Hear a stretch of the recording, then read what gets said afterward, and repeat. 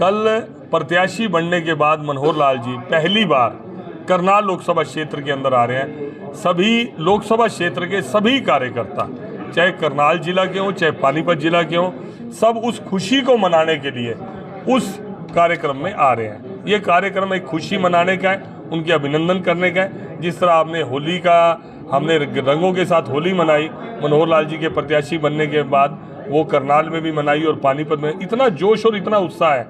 हमें बड़ी दिक्कत आई गाड़ियां करने में, व्हीकल करने में। स्कूल चालू थे, बड़ी रिक्वेस्ट करके हमने, चाहे हमें किराए पे लेने पड़ी, भाड़े पे लेनी पड़ी, अपने पर्सनल व्हीकल, कोई कार लेके आ रहा है, कोई बाइक लेके आ रहा है, जिसको जो साधन मिल रहा है, कल उस खुशी को मनाने के लिए सब इकट्ठा। कौन कौन पहुंच रहे हैं उसमें? उसमें हमारी बड़ी खुशी को बढ़ाने के लिए राष्ट्रीय अध्यक्ष जी JP नड्डा जी वहाँ पर आ रहे हैं और हमारे मुख्यमंत्री नायब सैनी जी वहाँ पर आ रहे हैं। कल एक बड़ी मीटिंग भी है बीजेपी की दिल्ली में, जिसमें सभी मुख्यमंत्रियों को बुलाया गया है। मुझे आज भी लगता है आज भी मीटिंग है और कल भी मीटिंग है। रेगुलर निरंतर प्रक्रिया बैठकों की चलती रहती है। अगर प्रदेश अध्यक्ष की बात करें तो अब किसे बनाया जाएगा प्रदेश अध्यक्ष? देखिए, पार्टी उसके ऊपर भी चर्चा कर रही होगी जरूर, और कई नामों के ऊपर विचार भी आ रहा है। समय समय पर मीडिया में अनेक नाम आते हैं। हमारे यहाँ बड़ा कलेक्टिव डिसीजंस रहते हैं और काम भी और नेतृत्व भी सामूहिक ही रहता है।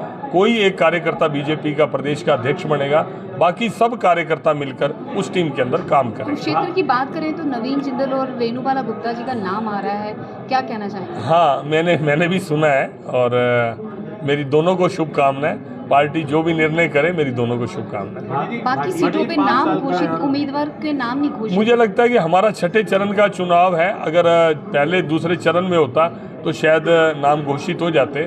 अभी सफिशिएंट टाइम है हमारे पास नाम घोषित करने के लिए, भी नॉमिनेशन का भी टाइम है, तो मुझे लगता है हो जाएगा सही से।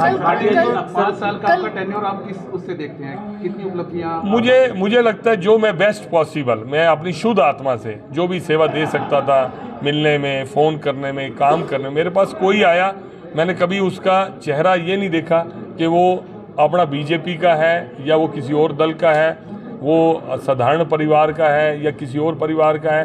किसी भी समाज का कोई व्यक्ति आया, मैं ईमानदारी से कह सकता हूँ, उसको मैंने निराश नहीं किया। मैंने अपना 100% उसके काम में सेव किया। मेजर प्रोजेक्ट आप सोच सकते हैं जो नेशनल हाईवेज के रहे, हमारी रैपिड ट्रेन का बजट एलोकेट हो गया, करनाल जमुनानगर की ट्रेन का हो गया, पानीपत मेरठ लाइन का हो गया काम। इस तरह के काफ़ी बड़े बड़े काम। दो मेजर इशू जो अभी तक भी हैं, बस्तारा टोल का आपने प्रॉमिस किया था। नहीं, मैं आपको क्लियर करता हूँ, लेकिन आप इसको दिखाना जरूर। असल में क्या होता है, हर मीटिंग में हम ये विषय उठाते हैं, लेकिन मेरा जवाब आप दिखाते नहीं। आपको लगता है कि बात वहीं की वहीं हम घुमाते रहें और हर प्रेस कॉन्फ्रेंस में करें। मैंने ये कभी नहीं कहा कि ये टोल हट जाएगा या मैं हटा दूंगा, मेरे साइनिंग अथॉरिटी नहीं थे। मैं इस टोल का विषय हिंदुस्तान की सबसे बड़ी पंचायत के अंदर रखूंगा और मैंने कितने प्रभावी ढंग से वो विषय रखा, वो आप लोगों ने हाईलाइट करा। उसके ऊपर स्पेशल गडकरी जी को आके जवाब देना पड़ा। नेशनल हाईवे का काम बंद था, मैंने उस काम को शुरू करवाया। कितने साल से बंद था, उसका टेंडर चेंज करवाया, जबकि वो दिल्ली से चलना था, पानीपत तक आना था। उसके बावजूद वो काम बंद था कितने सालों से, वो चालू कराया तुरंत, और आज आप देख सकते हैं कितना। मैं पूरी होने दो बात। दूसरी बात, 60 किलोमीटर का मैंने सुप्रीम कोर्ट की गाइडलाइंस का हवाला उठाया, उसका जवाब गडकरी जी ने दिया। सिर्फ L&T का, क्योंकि फ्लाईओवर का था, इस विषय से बोला। और उसके बाद जितनी बार आपने पूछा, मैंने कहा मेरी इच्छा है मेरे लोकसभा क्षेत्र के अंदर और भी टोल लगे। टोल तो भाई तब लगेंगे जब नेशनल हाईवे बनेगा, और मैंने नेशनल हाईवे बने। मेरी लोकसभा क्षेत्र हरिद्वार के साथ रन थ्रू इतना नेशनल हाईवे बना। आप देखिए अंबाला चंडीगढ़ का 152D वाला मेरी लोकसभा से जुड़ा। मैं और भी चाहता हूं कि अभी मेरा पानीपत जींद वाला भी नेशनल हाईवे हो गया, मेरा पानीपत सनोली रोड वाला जो नेशनल हाईवे वो अप्रूव हो गया। इतने काम जो अप्रूव हुए, देखो रोड्स बनेंगी, रोड्स की कनेक्टिविटी होगी, लोगों का आवागमन ठीक होगा। तो जितने बजट में हिंदुस्तान के रोड्स बने हैं, इतिहास रचा गया है, गडकरी जी ने बनाया।